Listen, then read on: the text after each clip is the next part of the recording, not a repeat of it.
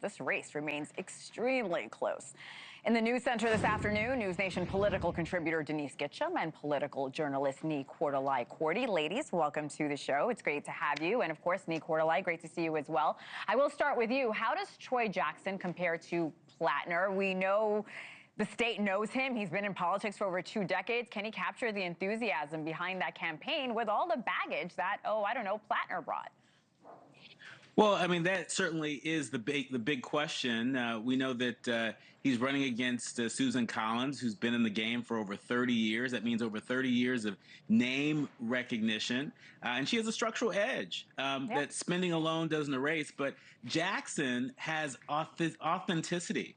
And this is really a race that's about authenticity versus the checkbook. You have a logger who is running against an incumbent Republican senator that's not so popular right now. Can this logger talk to lobstermen and working class folks as effectively as Senator Collins in this moment? A lot of folks are putting their bet on Jackson.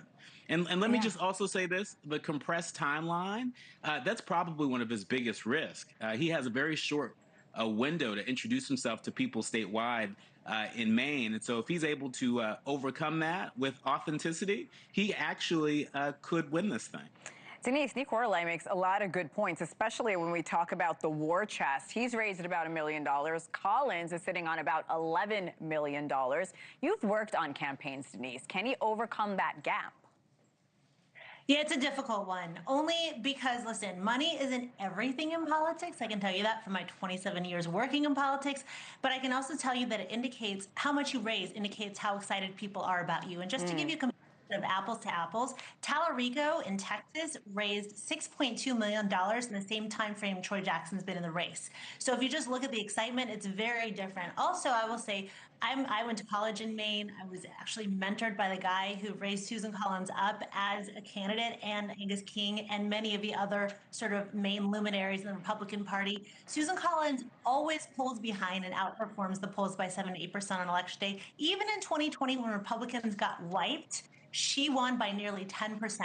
And then I would just say this last thing, which I think is an important anecdote to explain how people actually feel about Troy Jackson, which is that he lost the equivalent of a city council seat in his hometown of Allagash, which makes the best beer, by the way, in 2023, while he was Maine's Senate president, which means that those who know him best in a town of 233 people rejected him as their leader, and that's saying a lot.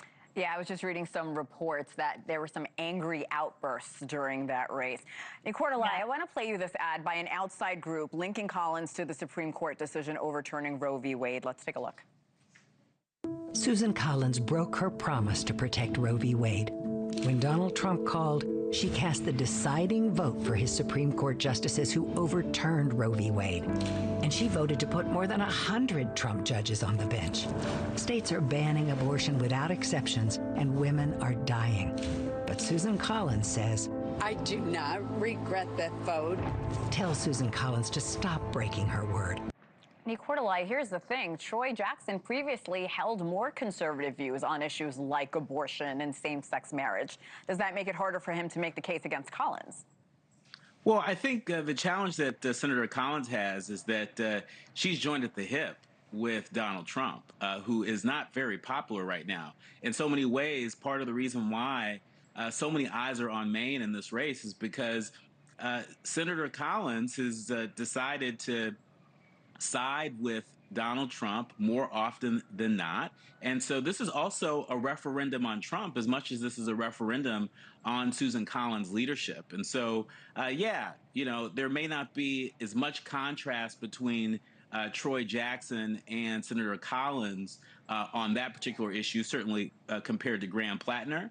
But I think the burden is on Senator Collins to have to explain that. And Senator Collins has a lot of explaining to do. The people in Maine, aren't happy with this administration's ICE, the way that they've deployed ICE. particularly with the two recent incidents in Maine. And so she's got a lot of explaining to do in a very short period of time. All right, guys, let's talk 2028. The DNC just voted to hold its first primary in South Carolina in that year, the election year, of course. How will that change the process, Denise? Could different candidates be able to build momentum?